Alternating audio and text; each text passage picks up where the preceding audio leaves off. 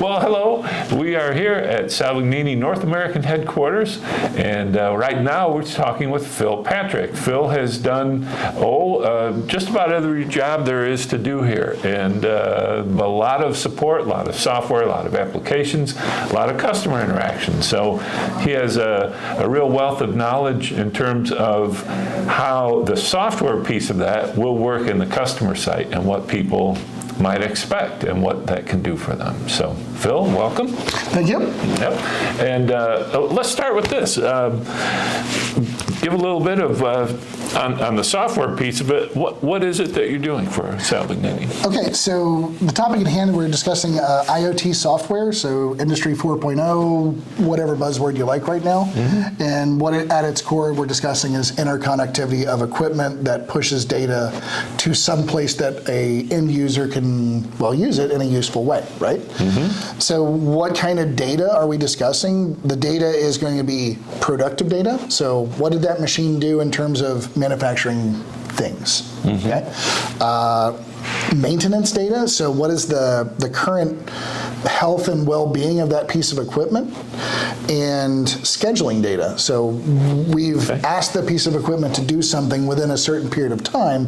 What does that result actually look like? That's really how we at Salvagnini approached it. So this all started about 7 years ago, really is when the project started in earnest, where we decided we have to prepare something for our users, a tool. Mm-hmm. Historically, the machines have always collected data. We have done this since almost the inception of the equipment. So on board any piece of Salvagnini software or Salvagnini equipment, we are collecting that information. So how many parts were made, how many sheets did we use, what errors and alarms the machine has presented, things of this nature. And it has NTBF info already that it knows about? Correct. Like that, yeah. Being Salvagnini, we kind of collected it in our language because not a lot of people realize, by and large, we write all of our software ourselves. We don't really farm it out to other sub-suppliers. We've always done it in-house. There's a few aspects of it that we do get outside support, but by and large, we do it.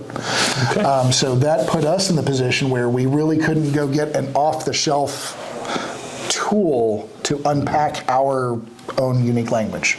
So like I said, about some time ago, they decided, okay, we need this tool, and the IoT team was born inside of Salvagnini, Italy. So they were tasked to build a tool to get us there.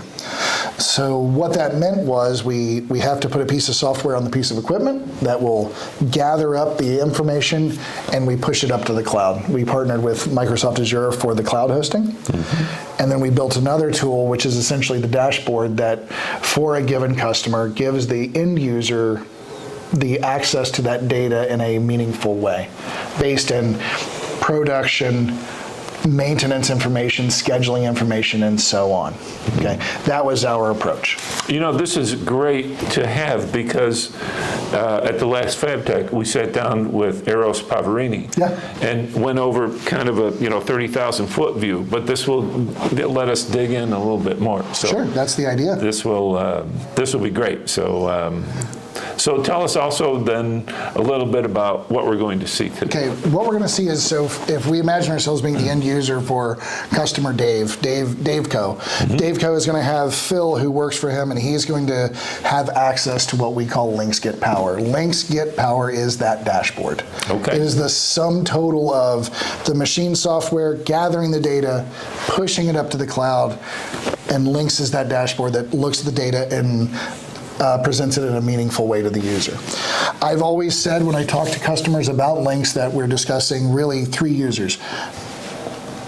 Let's say upper management or higher management of the company as a whole, because they want to look down on the floor, virtually and say, this is what my Salvagninis are doing today. This is what they did yesterday. Mm-hmm. Real simple, just like you said, 30,000 foot view, things look fine. I want attention here or whatever.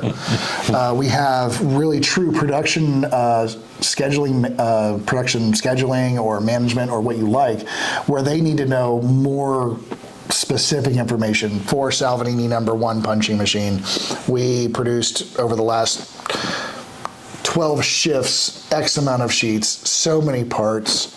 We had this much production time, we had this much waiting time, we had this much material handling time. Really, that true drill down where they start to understand the nuts and bolts of what their production looks like.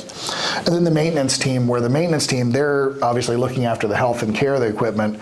They can pull down and say, okay, for the last 45 days, this is my Pareto.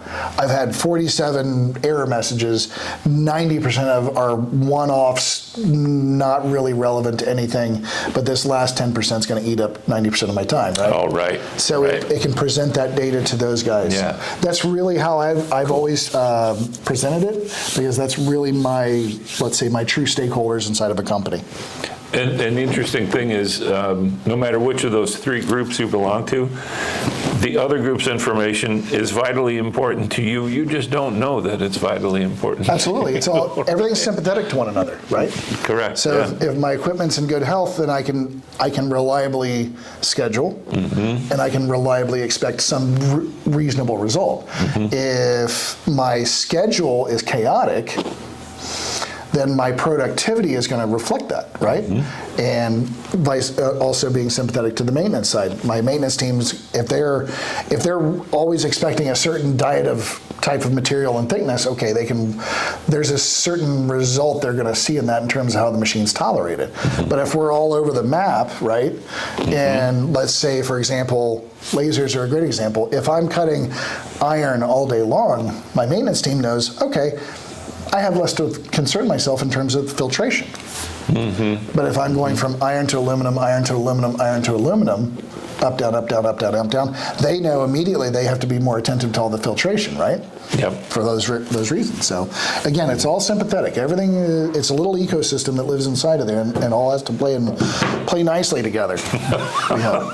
Well, this helps. What we're about to see will show us how you help people do that. Sure. And so we're going to cut away from this video, and we'll start the next one on your pick. Which would you like to start with? Well, what we'll do is we'll unpack links point to point, top to bottom. Oh, great. When you see let's say, the user interface, it'll make a whole heck of a lot of sense. Perfect. Okay. Thank you. Yep.